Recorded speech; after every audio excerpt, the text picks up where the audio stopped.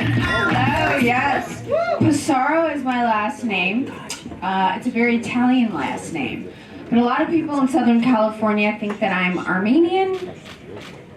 Even my GPS does. Every time I get into my car, it just starts heading to Glendale. So, you know, pretty off tonight. I'm originally from Long Island, New York.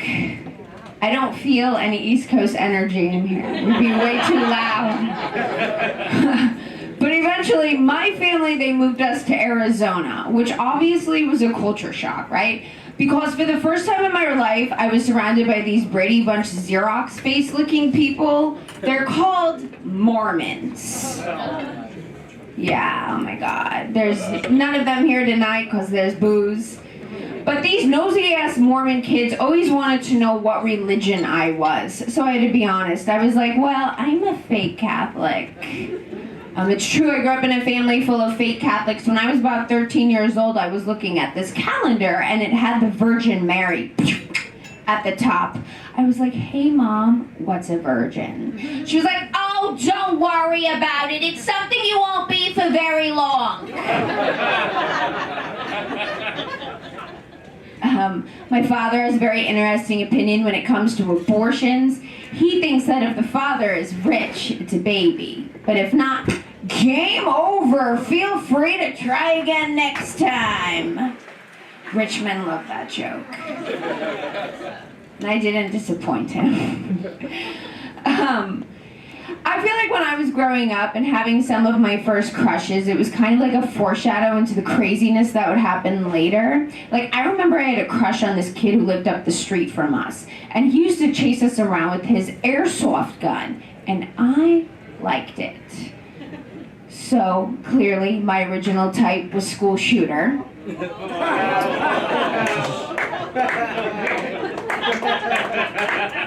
Thank you. But you know, eventually, like, I realized as an adult, like, I'm not gonna see hearts when I'm with a guy until I find out he has a personality disorder. You know, like, I'm not a psychopath. Thank you. We can relate. Like, I'm not a psychopath, but I'm definitely on the spectrum. I feel the psychopath energy in the audience. Everyone in here, you all have some skeletons in your closet. It's okay. I have a cemetery in my backyard. I watch a lot of serial killer documentaries. You know, like I think they're pretty interesting. You know, like Ted Bundy, for example. His primary victim type was really pretty college girl. So even serial killers are shallow. But he was able to lure these girls into his car in broad daylight, and he drove a VW Bug. If Bundy drove a Maserati, he would have wiped out universities. Like, you would have seen bodies stacked on the side of the road. Jeffrey Dahmer, he used to saute his victims and eat them. I'm like, that's disgusting. I hate cooking. I share my birthday with O.J. Simpson, Jodi Arias, Amanda Knox, and that guy from a Making a Murderer documentary. If you don't know who these people are, all of them were involved in murder trials, very high profile, where they're the defendant, okay? So sometimes people are like, Jaclyn, that's an unlucky birthday. I'm like, why? They were all on the right side of the knife.